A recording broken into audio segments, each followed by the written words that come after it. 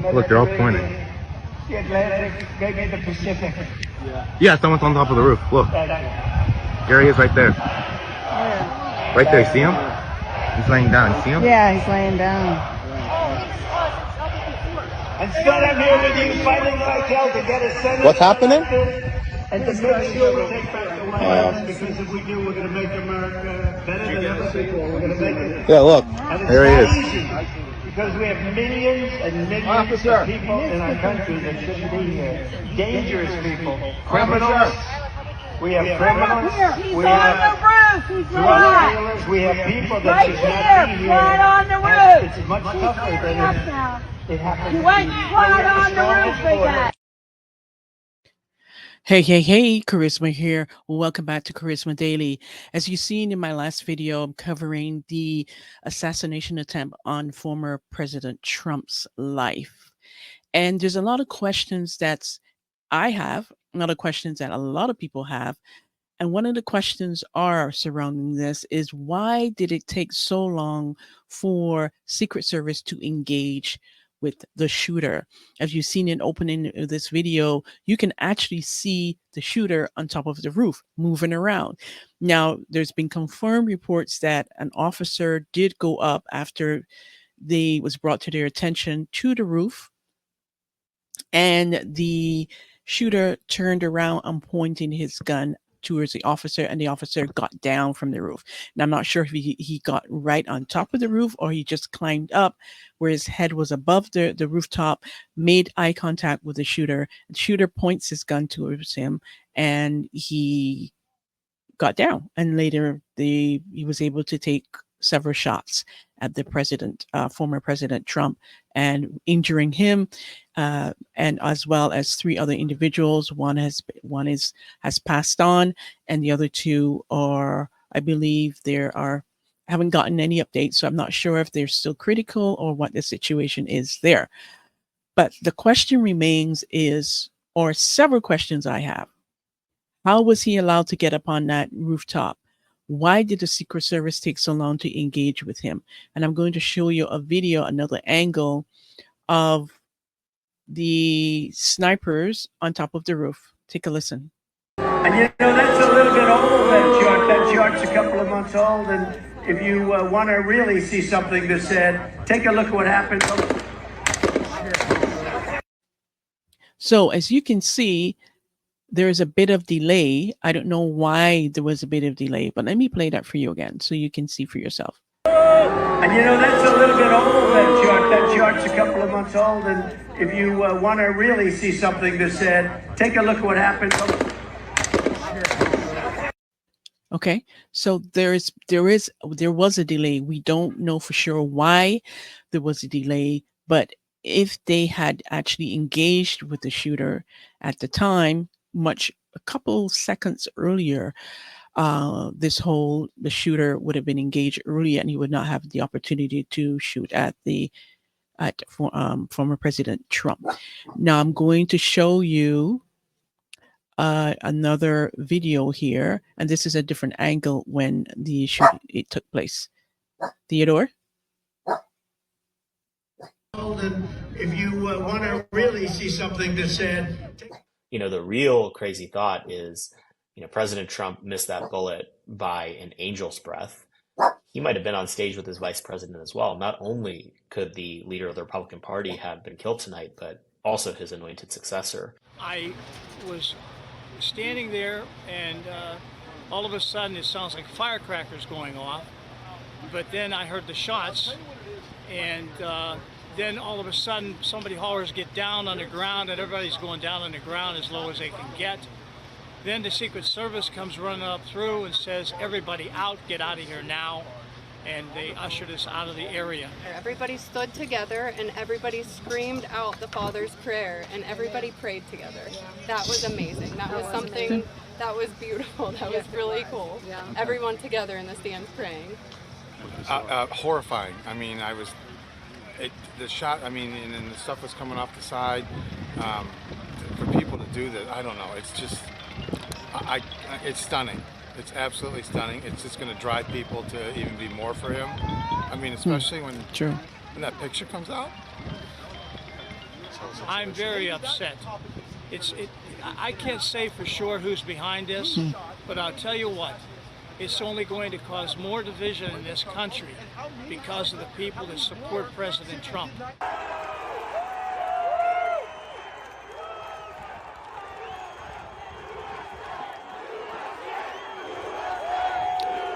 So this is a shot from the angle, from the back, I should say. And so when those first few bullet noises happened, there were people all around me, including myself, that thought that this was a firework or a BB gun, that it wasn't an actual shooting event. But as they kept coming, everyone kind of really quickly hit the floor, including the president. And it was a little bit of a dazed situation at that point. As we kind of peeked our heads back up, Secret Service had formed that kind of shell around him. And I got a little bit of footage of that. And the first thing I saw was him, reach out his fist to the audience, come to find out later that he was saying, fight, fight. And that definitely caused a ripple through the crowd. Everyone noticed that. It really kind of energized everyone. He gets on stage, and I was standing right there, probably about 40 feet from him in the friends and family VIP section. And he gets on, and within the first 5 or 6 minutes, he immediately begins telling a series of stories about this chart that he had brought on about immigration that had to do with the difference between President Biden's record in when it came to the border versus his. And thank God for that chart, because I think it's because of his head turning left and right as he was explaining the things that were on that chart that first bullet actually missed him. There is that picture of one of the bullets whizzing by his head that one of the New York Times reporters got. I think the only reason that he didn't get hit today is because that chart was on the television and he was turning his head. Exactly. Wow.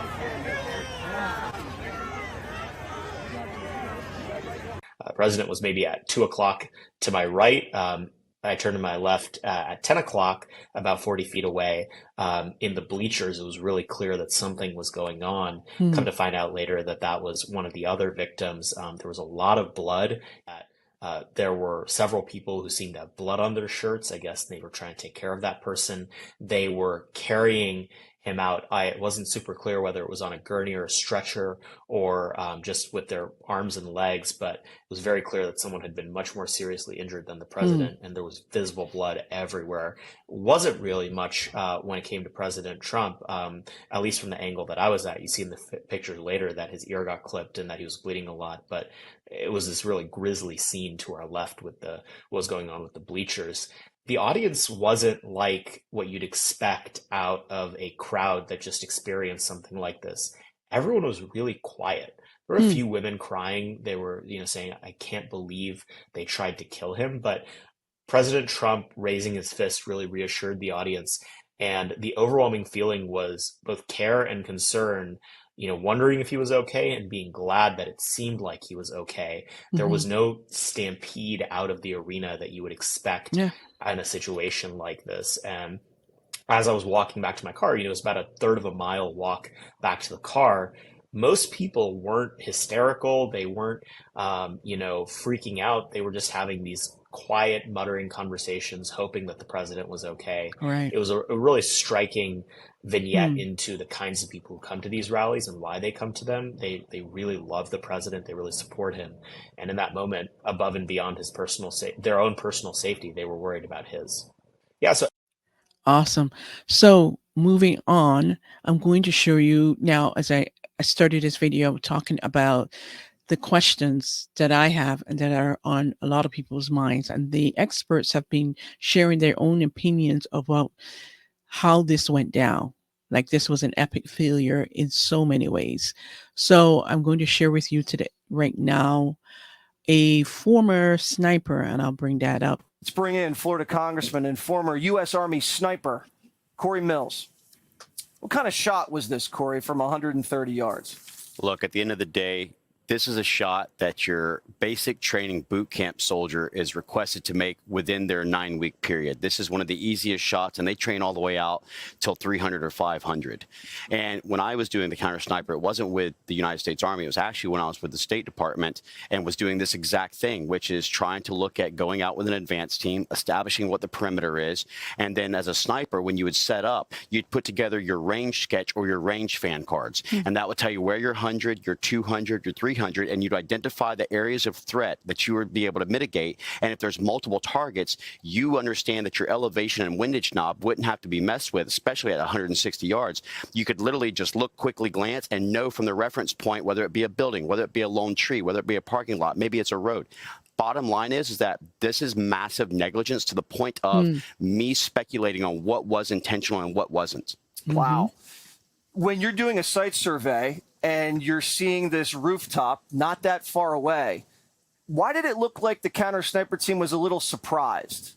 You know, I can only speculate, and we'll have to wait until the investigation comes out, that they thought local law enforcement was potentially climbing up onto the roof when they saw a dark object on a light roof. But here's the issue. Wait. You're saying maybe they misconstrued crooks for local law enforcement? It's very possible. I don't want to speculate until the investigation is over, but the bottom line is that if you saw someone climbing onto a roof that you hadn't authorized any clearance on, it's got a clear line of sight. It's exactly adjacent to the shooting where the president was sitting, and you're talking about a pop shot, and you got people yelling, and there should have been comms. The minute that local law enforcement, who apparently had a rifle pointed on, there should have been an emergency frequent comms channel that they could have said, we have a shooter on the roof, Secret Service should have rushed the stage and immediately took the president and took him off and then responded to the counter sniper. The shot should not have gone off. That is the failure in itself. You're supposed to be able to try, the best security is when you go in and you're actually able to prevent an incident, not react to an incident. Exactly. Even if you would have left a law enforcement officer's patrol car in that parking lot with the lights on, that could have been a deterrent.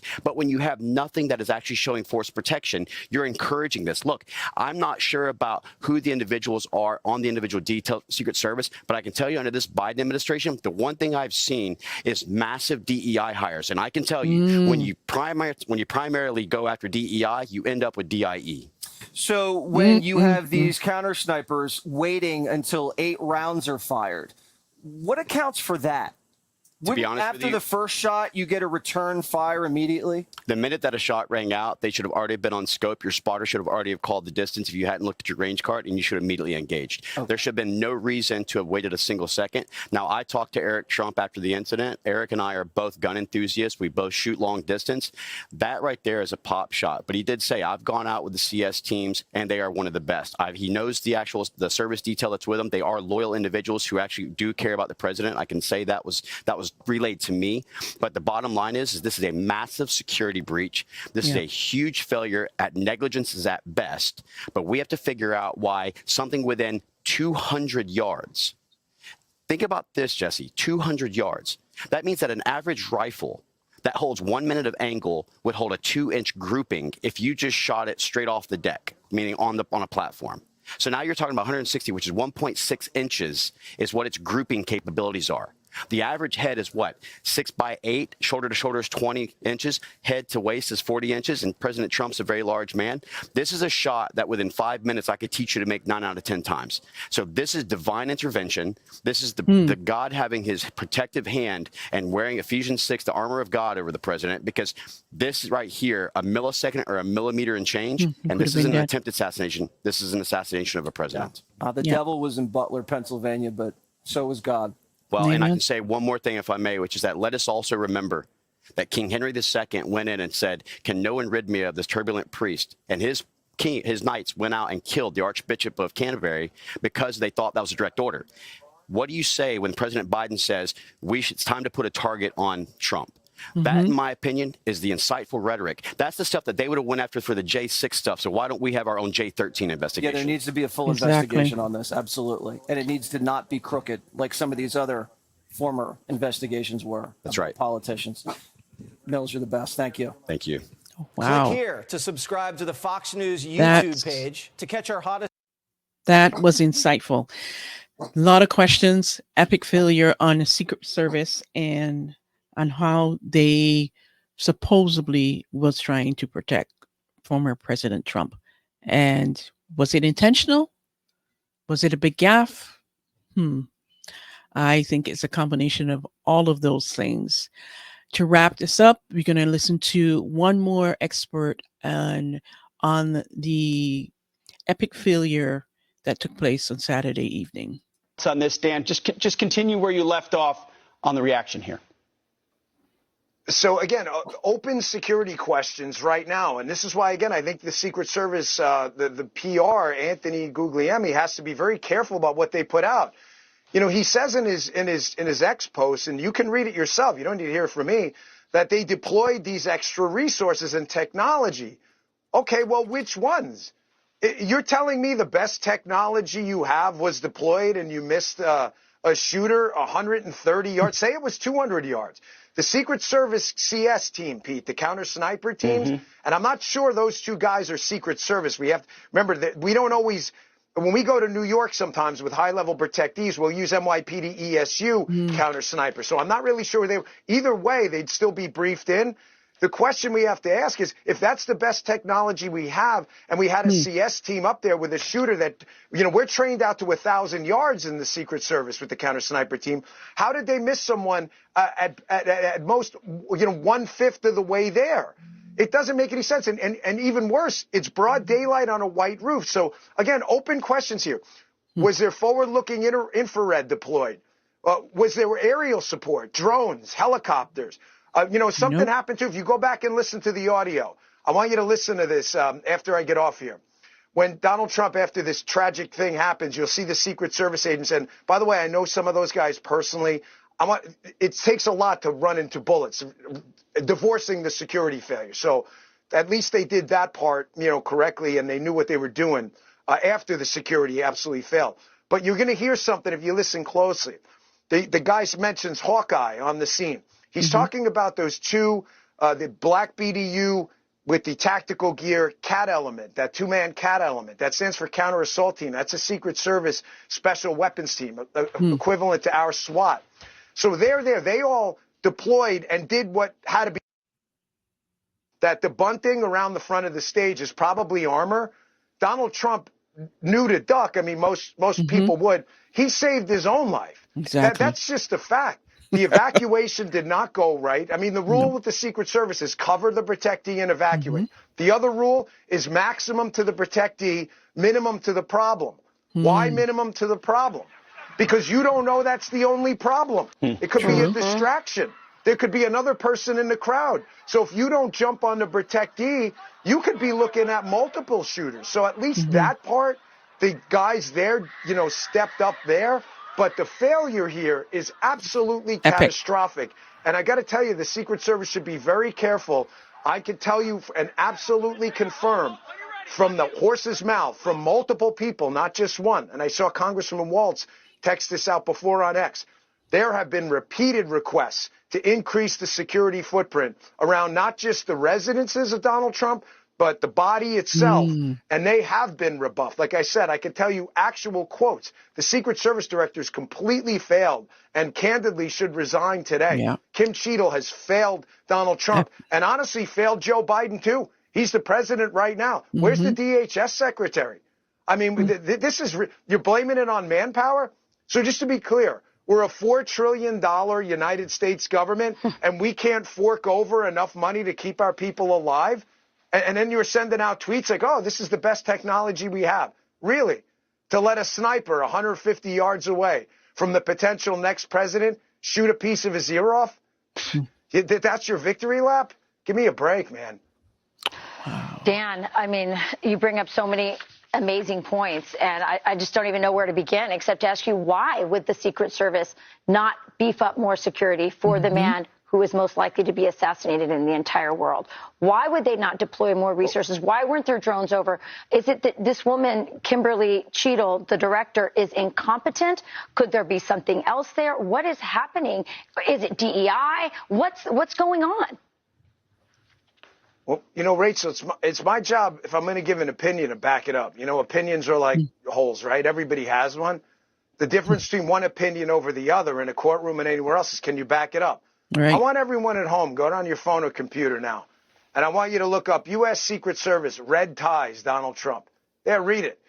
The Secret Service was more concerned about protective agents around Donald Trump. If you think I'm making this up, go to a left-wing search engine if you think I'm biased. Go to Scroogle and put it, oh, you're reading a story right now. They were more concerned about the color of the Secret Service agents' ties around Donald Trump, given the perception that a red tie was somehow, I've got red ties. I'm a Republican. It has nothing to do with it. I just like red ties. They go nice with white shirts. That's an actual, oh, you see it right now. I'm not crazy. This is what the Secret Service was concerned about. They put out, 1,000 tweets about all of this DEI stuff. Do I know that's related here? I don't. I'm just saying, like, you have one job and only one job.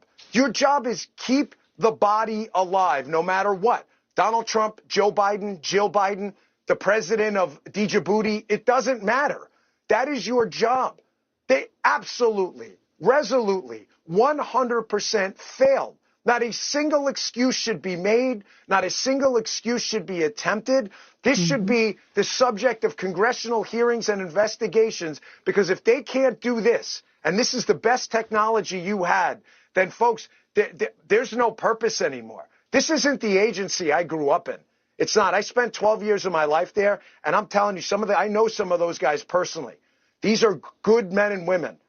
But this was an apocalyptic security failure. And don't ever forget, an uneventful failure is never a success. And the fact that Donald Trump didn't die yesterday is no reason for anybody to take some kind of victory lap. And before we start sending out plaudits, we better look and do a hot wash on this and find out exactly how abysmal this security plan was. Well, uniquely, because you also have unique experience, uniquely, you've been able to tell us today that the failure is on both the ground level and the immediate reaction, the advanced level, and seeing what could potentially be the problem, and at the organizational level in what kind of resources were given to Donald Trump over time. And as we said, you have the experience to know. Dan Bongino, thanks so much for. There you have it. I was trying to find the article about what he's talking about, the red ties, but I came across something else here on BBC News. 5 questions for Secret Service after Trump shooting. And I'm sure we've touched on that. Why, like I mentioned, why was the gunman's roof not secured in advance? I talked about that. Were warning signs about the gunman passed on? Remember, there were people saying the man is on the roof, cop went up, and the gunman pointed his rifle at the officer, and then he retreated. Was Secret Service too reliant on local police? That's a good question. And was the event properly resourced? Now we know that it seems that it wasn't. Was Trump taken off stage quickly enough? We know the answer to that question. No, he was not. So those are 5 questions. And there's so much more questions that need answering around this. Now, I mentioned about the shooter, you know who he is. I really don't really want to focus in too much on him, because at the end of the day, if he's just a pawn in a bigger picture, then who he is not really going to matter. We really need to know why. If he's just a pawn or he was hired to do this, we need to know who hired him and why he was hired. I mean, the thing is, you don't have to like Trump, right, to understand and to know that what was done here on Saturday is wrong. So even if it was Biden that they did this to, it would have been wrong, because this is not how you move a society forward, by trying to assassinate or, assassinating a president or the head of a country. That's not how democracy is moved forward, because all you do is you hedge more support against that opponent where the assassination was attempted, because people realize, okay, this is not right. And if someone is trying to take him out, then I will pledge my allegiance to this individual. So this is never a good thing. Okay. So what they did was totally wrong. And my next video, I'm going to be talking a little bit. I'm going to be showcasing what Candace Owens had to say about the Secret Service, specifically to the women in that team. And you saw before your eyes how these women were fumbling. Should women be in the Secret Service, especially when it comes to protecting a very important figure like Donald Trump? That's the question that we're going to talk about in the next video. I'd love to hear from you. What are your thoughts? Do you also agree that there was a lot of fumble, a lot of failure in protecting the former President Donald Trump? I want to hear from you, and I'll see you in the next one. Take care, and bye for now.